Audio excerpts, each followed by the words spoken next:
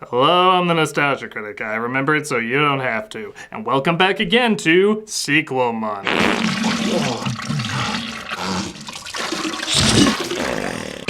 Or in this case, Squeakquel Month? No, that is not the case. I will not give in to your rodent-based puns, you unfunny bucket of toilet leavings.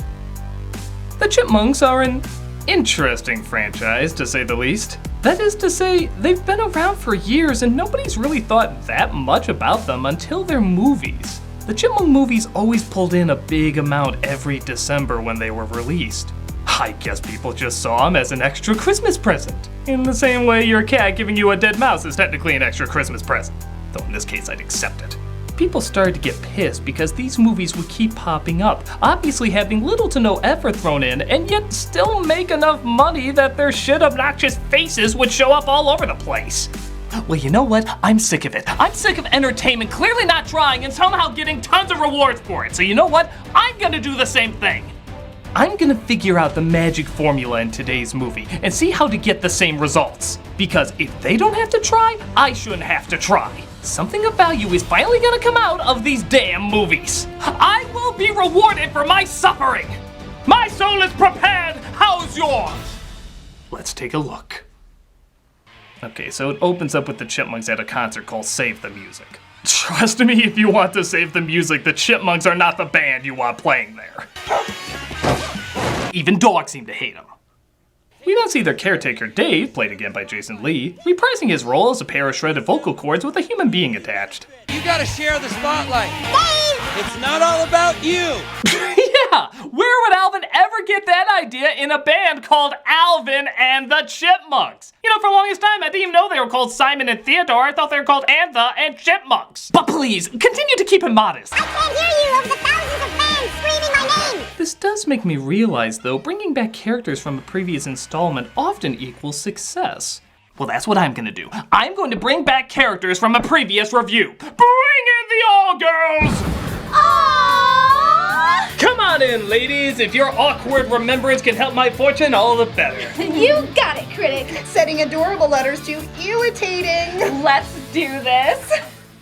So Dave is taken down by a clumsy cardboard cutout. Sounds like a metaphor for Lee's career to me. And he's left out of most of the movie. Okay, off you go. Wait, that's it? Yeah, apparently it's better to remind people you exist and then totally terminate you from the project. But we barely did anything. And that's what's gonna make us tons of money. Now off you go, off you go. Out, out, out. Get out, out, out. To the couch of underused cameos.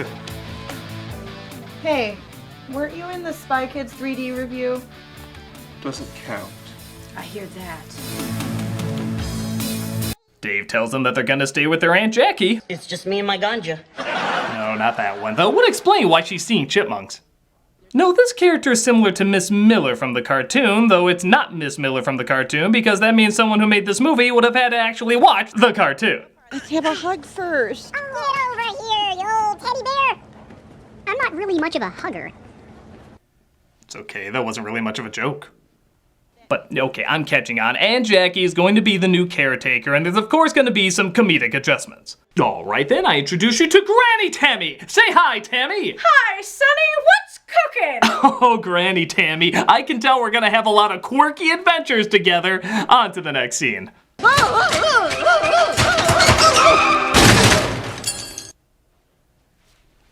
Okay.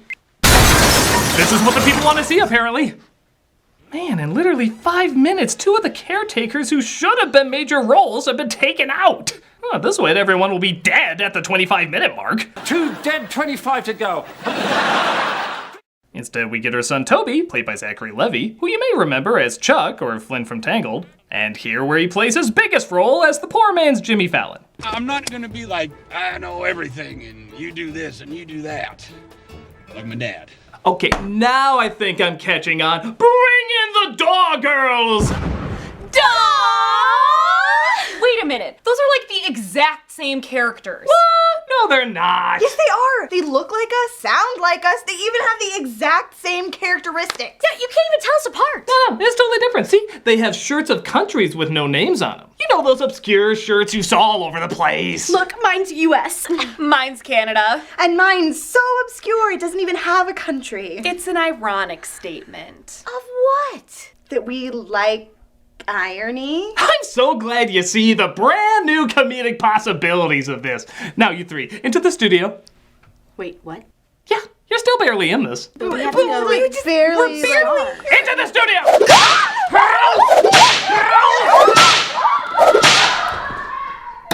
It's so hard to make a family franchise.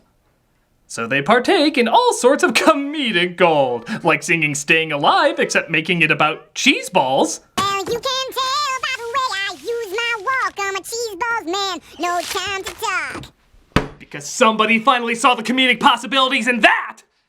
And of course, the essential slow-mo kicking pan to open cheese balls while holding high note for a song about cheese balls. Oh yeah, now that joke suddenly makes sense. You know, I'm not gonna lie, I expected more out of the director of Private Parts in the Brady Bunch movie, but I also suspected less out of the same director of Dr. Dolittle and John Tucker Must Die. So I guess it evens out. But fear not, literally 42 seconds later, they sing another pointless rendition of a musical hit. You spin me right around, baby, right around, like a record, baby, right around, round, round. Yeah, why don't you just sing what it really is, guys? You're a flimsy pretext for another rendition of a classic song gone wrong. Do you know what Dave would say if he were here right now? I think realistically he's probably shouting, "Paycheck!" Speaking of which, how you doing over there, all girls? That's the spirit. It also looks like Toby has a cat that he talked about earlier. And look, a few scenes later, there he is. Okay, a cuddly pet side character, always a big moneymaker. I give you Mr. Yama the Llama. Aww. Let the hijinks ensue. I treated you good. Hey, I don't follow it, I'm just doing what they're doing. But the film tries to punish you further by taking the one funny element from the last film, David Cross, and suck out anything that made him enjoyable. I lost everything, and it's all because of them. I will get you, chipmunks. Again, I'm pretty sure that's an exact quote from him from Chipwrecked. But he's not the only one who gets chipped off in this movie. The Chipettes enter the film in their birthday suits. How do these flicks not have censor bars? Don't you know the 90s gave cartoon animals private parts? But what sucks most is they got some really funny voice talent behind them. Amy Poehler, Anna Faris, and Christina Applegate. These are all very funny people who are given very unfunny things to do. I'm Brittany, and this is my sister Eleanor. And I'm their sister Jeanette. Although I feel more like an Olivia, or sometimes anyway, we're the Chipettes. I haven't seen such a wasted Anna Faris performance since... Okay, a lot, but that Keanu cameo was pretty funny. What makes it even stranger is that they have almost the exact same voice as the Chipmunks. They're, I dare even say, the exact same character, just given the Tumblr treatment. Mr. Hawk? That voice, I can't get it out of my head. This trope, of course, goes back a long ways of incorporating a gender swap of a famous character, or characters. And apparently, it still equals gold. Well, they're not the only ones who can exploit that. Chester, duh! Are you aware that there's 3 strange ladies with confusing shirts in there? Never mind all that. We are going to explore Doe's backstory. Ooh, that's exciting. Finally, the bum mythos will be revealed. Oh, wait. Let me just see what they do with it in the movie. Tell me a little something about yourselves. We grew up in a small town, population 300. Fascinating. Great. Impress me. Yeah, okay, I guess we don't need to know your backstory. Oh. Come on, it's like how Baze and the blind guy know each other in Rogue One. They work together. That means we immediately know everything about them. I think that's more how they met each other rather than how they knew each other. Exact same thing. All we need now are some dance numbers. Go! Yeah, on second thought, the movie seems tired with that too. Now it's about Alvin the Chipmunks trying to blend into high school. So, go to school, I guess, while performing some musical sequences. I guess going to dance school could kill 2 birds with 1 stone. But be prepared to change your motivations on a whim. That's what makes the big bucks. Isn't that more how it makes the little rodents? That's good. Keep making bad jokes like that. That apparently makes a lot of money too. Oh, we got a lot more of those. Come on. So, just as Cross is amazed that two trios of talking chipmunks came to him to start a music career and both of them seem to look and act identical to each other. I mean, like, stars fucking align, that's pretty amazing. It's abandoned to see how Alvin and the gang are getting along in high school. Look what I can do. You are the adorable. Oh, that's right, I forgot this movie comes with a note. Every time certain lines from this film are uttered, an award-winning playwright shoots himself. You might want to see how Lin-Manuel Miranda is doing. But one of the jocks is jealous of their popularity. Girls, please. Private conference.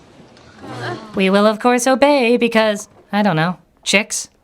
They, of course, don't get along, forcing the chipmunks to fight back. Little fatty. He jiggles when I poke him. Okay. Apart from driving this movie's kill count to rival that of 2016, take a look at how they animate his face. Jiggles when I poke him. Good God! It looks like the poster to the next film, Chips East! This gets him a trip to the principal's office. I should suspend all three of you. Please do.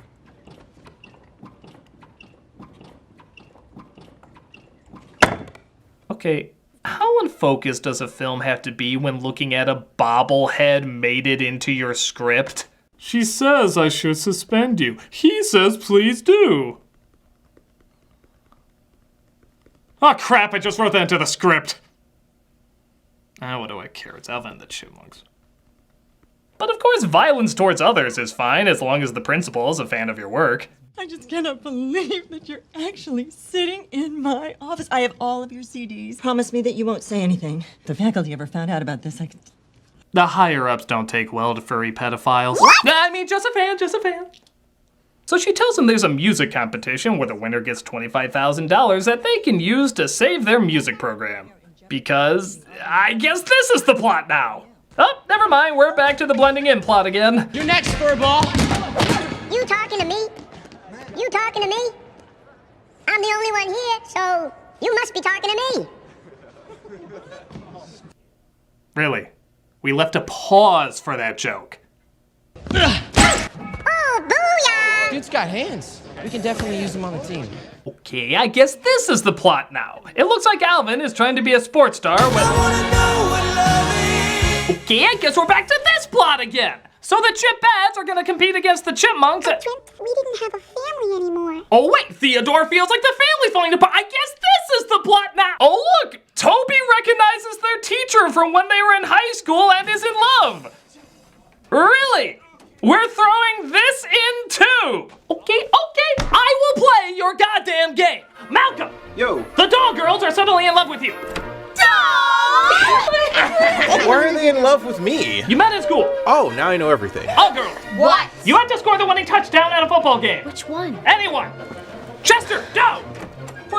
I need you to hate each other while also preparing for a dance competition. What? True, it's going against what you originally were, but that doesn't matter when money's involved. Go! Baby, you are so pretty and smart. And you are the handsomest man in the world. Why did that insult him? I usually say in the universe. Malcolm, you need to be angry now. Get revenge on somebody. Who? I don't care, anybody. Neil Patrick Harris. Hey, we love Neil Patrick Harris.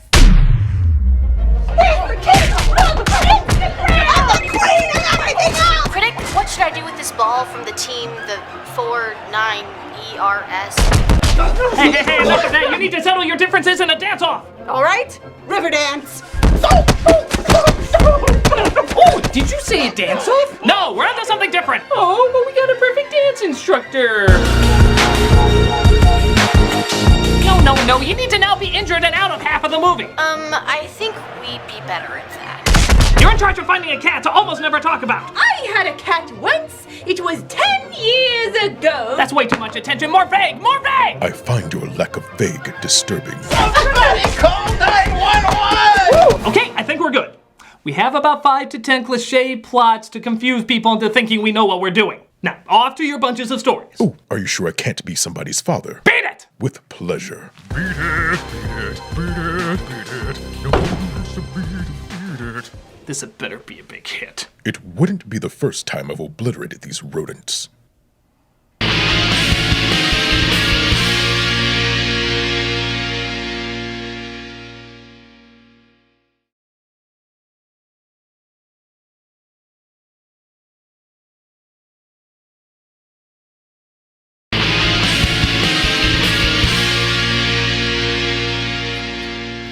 Chipettes are teamed against the Chipmunks in a school competition. You have the only other singing chipmunks in the world, ass-face, and you're putting them in a school competition? What the fuck? And the school agrees there'll be a big competition to see which one they send to the, competition. This creates friction with Alvin, who doesn't want to perform, but instead wants to play football. This looks like a job for a Dutch oven joke. Dutch oven! Not the Dutch oven! Oh, anything but the Dutch oven! Must find fresh air before it's too late! It's sad in a Chipmunks movie when I had to make the very real argument, at least they didn't eat shit.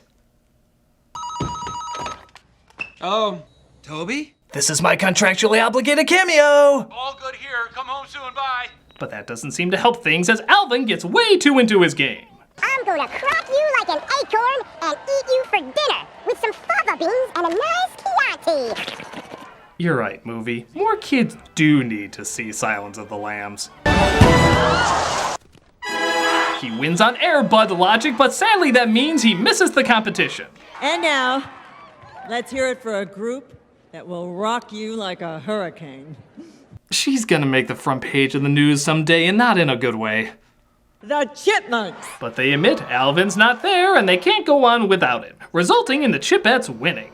I realize how devastated you Chipmunk fans must be.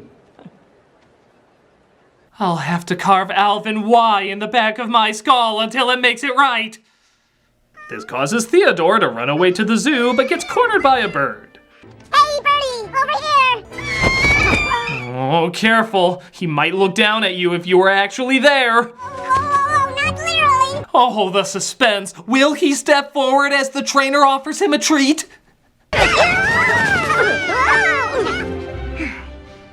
Guys, that was huge. Well, if by huge, I mean not huge. Interested? Call Ian Hawk. But a talent agency was watching a random school video, as agencies do, and decided to give the Chipettes a chance of a lifetime. Guess who's opening up for Britney Spears at the Staples Center tonight? She's at a crazy enough point where singing chipmunks can open for her. When is the school contest? It's never about that stupid school contest. A contest so stupid I knew an agency would be watching it! He wants to split the girls up though, and when they refuse, he takes matters into his own hands. Okay, who likes barbecue? Barbecue. Because I know this awesome little barbecue restaurant in the valley that makes the best roasted chipmunk. Korean place? I don't know what's funnier, the fact that Roasted Chipmunk would be the happy ending, or the fact that this is still a better girl rock and roll story than Gem. If someone was barbecued in that though, it would be a better movie. The school competition goes on though with their opening act that honestly should win. I know Talking Chipmunks are amazing, but when you look past that, these guys really are better. But Alvin and the gang find out about the Chipettes and try to save them. Except in the first film, when the Chipmunks were in a cage and they skipped the lame, pointless climax, this time we get the lame, pointless climax. Oh, yep, fucking pee. Ian! In the words of the Donald, you're fired! Yes, those will be the most memorable words that we ever take away from the Donald. I suppose when you think about it, there's, how is he tweeting about me already? I'm not even done with the joke. They say they can make it back to the school competition in time with their good friend, Digger. I'm gonna get a little help from my friend, Digger! Roger that, Alvin! Look out! Whoa! Feels like I'm back at the racetrack. Don't make me do it. Please, God, don't make me do it. Who's Digger? Digger is a character from NASCAR when shown on the Fox network. How dare you make me look up NASCAR, you monsters! Cross chases him down with a toy helicopter, because a toy NASCAR would have been too obvious, as they tried to get the remote out of his hands. I'm going for it! Grab my ankle! I got it! I got it! Way to go, Jen! Nice work, Jeanette! Good going, Jen! Because of course! This was Jeanette's story the whole time! How friggin' obvious!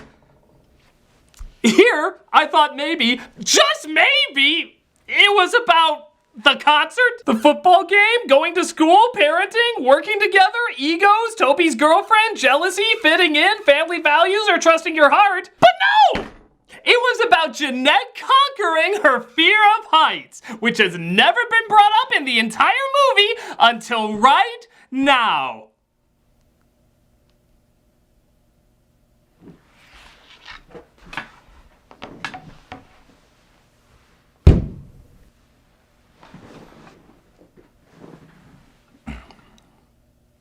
So they get to the concert at the school and perform. I give you the Chipettes and the Chipmunks! But we haven't had any time to rehearse. Okay.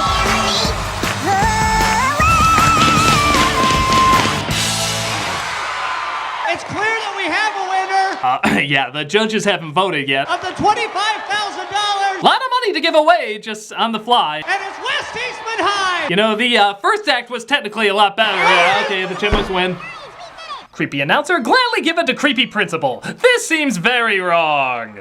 Meanwhile, at the stadium, despite the movie pretty much promising us Britney Spears, she never shows up in the film, and instead we get this. All the single ladies, if you want to get married, have a ring, put your rings on. Again, is this really that much different from how we've seen Britney before? I'm kind of shocked the audience could tell the difference. Okay, 2007. So that was the Suckwool. It's all over the place, not funny, boring, unimaginative, and has no focus. It's stupid, it's dumb pit. And I just imitated it perfectly. Practically line for line, I got the formula down. That means I'm gonna be making millions in a matter of seconds. All I have to do is count all the moolah I'm gonna make from this point on. And the turnout is... average? What about being number one at the box office? Critic, none of the Chipmunk movies were ever #1 at the box office. Ever. What? They did okay because they rode on the success of other December movies. They've been the one family film clearly not trying to win any awards. But then why do so many people go and see it? High-pitched voices are cute! Duh! Aw. So by that logic, I can make $1 million just by... Quid pro quo. I tell you things, you tell me things. Yes or no, Clarice? Go ahead. You know, the movie was right. More kids do need to see this film. And now they will because you put it in the kids section on Netflix. The significance of the moth is change. Caterpillar into chrysalis or pupa. That'll be one of millions of angry parents. Your money's already mine, I don't care.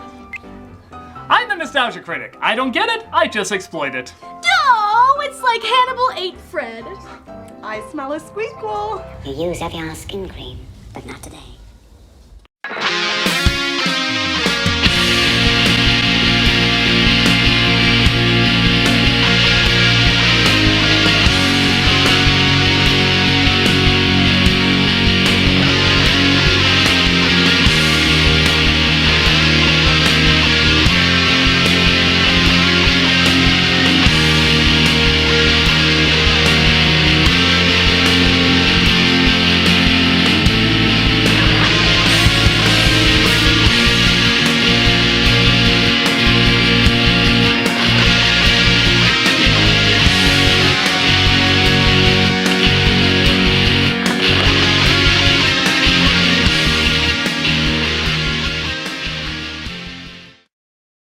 With some fava beans and a nice Chianti. Hey, Doug Walker doing the charity shout-out, and this week we are doing the American Red Cross. American Red Cross prevents human suffering in the face of emergencies by mobilizing the power of volunteers and the generosity of donors. Through its strong network, they're always there in times of need. Aspiring to turn compassion into action, they work so that all people affected by disaster around the world receive care, shelter, and hope. They make sure their communities are ready and prepared for disasters so everyone in that country has access to safe, life-saving blood and blood products. They also make sure that all members of our armed forces and their families find support and comfort whenever it's needed. And that in emergencies, there's always trained individuals nearby, ready to use the Red Cross skills to save lives. If you check out their site or their YouTube channel, you can see where both your financial or blood donation goes. You've probably heard this name dozens of times, and there's a good reason. It's a good organization that does such incredible work. They help anyone and everyone in need. So definitely take a look and see how you can help in their great cause.